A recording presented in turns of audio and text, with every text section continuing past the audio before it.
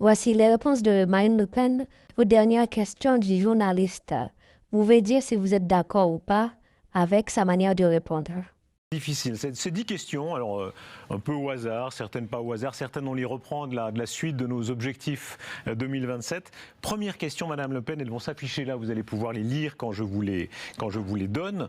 Oui ou non, est-ce que vous êtes pour le retour de l'ISF, l'ISF tel qu'il existait en tout cas à l'époque? Non. Est-ce que vous l'avez payé vous-même d'ailleurs à l'époque? Non. Bon. Deuxième question. Vous auriez bien voulu, tout le monde aimerait bien voulu. Tout le monde, ouais.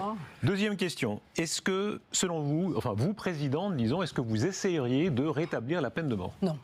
Pourquoi? Parce que je pense que ce qu'il faut surtout, c'est mettre en place la perpétuité incompressible. Ce que les gens ne veulent plus, c'est les voir sortir. Voilà, il y a un moment, pour les crimes les plus graves, les plus odieux, les plus abjects, ils ne veulent plus les voir sortir.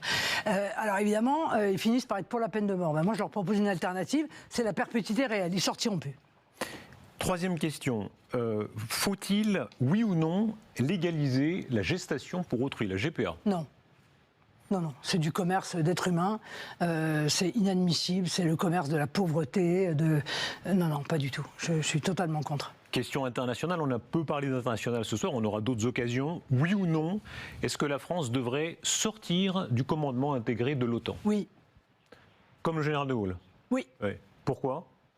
Parce que nous y perdons notre souveraineté, parce que nous sommes un pays particulier, qui avons un modèle d'armée qui est un modèle complet, et qu'on peut parfaitement d'ailleurs travailler avec les États-Unis, être allié avec les États-Unis, faire des opérations en commun avec les États-Unis. On en a fait d'ailleurs beaucoup quand on était sorti du commandement intégré de l'OTAN, sans être dans le commandement intégré de l'OTAN. Vous citez beaucoup le général de Gaulle aujourd'hui.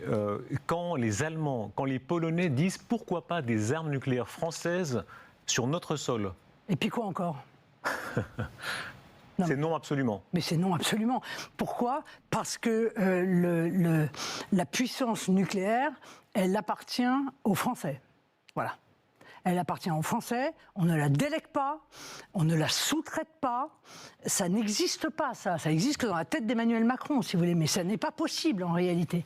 Et c'est par la légitimité de l'élection au suffrage universel direct du président de la République qu'il a la possibilité justement d'avoir le bouton nucléaire. Question historique a tellement divisé les Français. Est-ce que, comme François Mitterrand, si vous étiez président de la République, vous fleuririez la tombe de Pétain le 11 novembre? Non. Pourquoi? Et pourquoi?